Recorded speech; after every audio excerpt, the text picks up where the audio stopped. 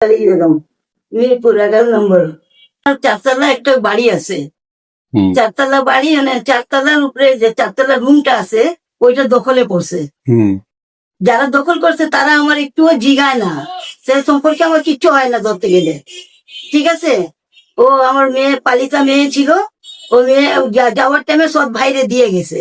ও এখন জুলুম করতেছে, ওর মা বেটা দুজনেই জুলুম করে, বারবার আসে আমারে মারতে, পানি ছাড়ে না, চাবি দেয় না, এক একটা নানান ভেজালে আমাদের দলে রাখছে, বুঝছেন? তো আমার ঘরে ও দাবি করবে কেন?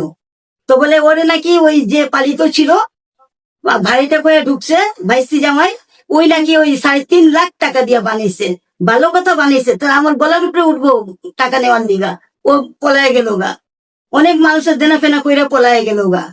থানায় অভিযোগ দিছি, থানাতে কিছু কাজ হইতাছে না, বুঝছেন? এখন আপনি যে রুমটা, ওই রুমটার কি কোনো ডকুমেন্ট আছে? ওই রুম পুরো আমার আছে, যার কাছ থেকে কিনছি ওর কার্ড আছে।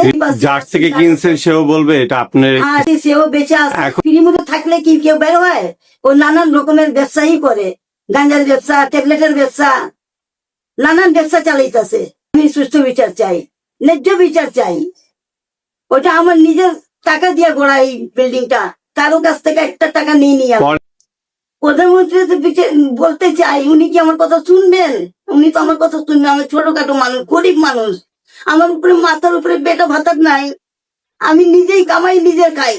আমি প্রধানমন্ত্রীর কাছে আমার বিচার চাই, আমার ঘরটা যেমন খালি হয়ে যায়, আমি 2 পয়সা ভাড়া উঠায় খামো, আমার কেউ দেখার মানুষ নাই। অনেক অসুস্থ, আমি 3 বার স্ট্রোক করছি, স্ট্রোকের রুগী আমি।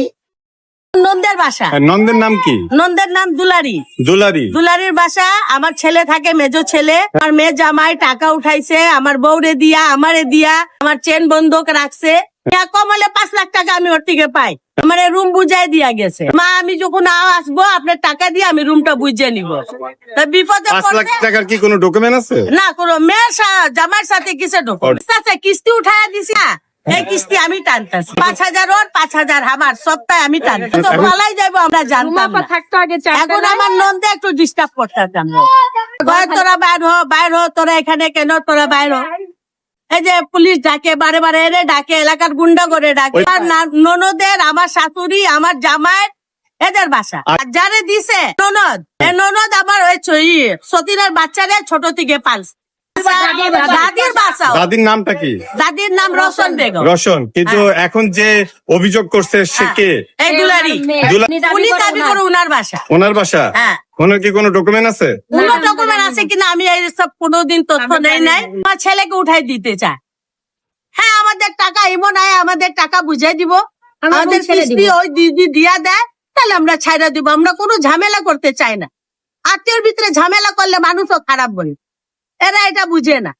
এরা সব সময় ভেজাল করে, এর ভাই মরার পরে আর বেশি ভেজাল করে।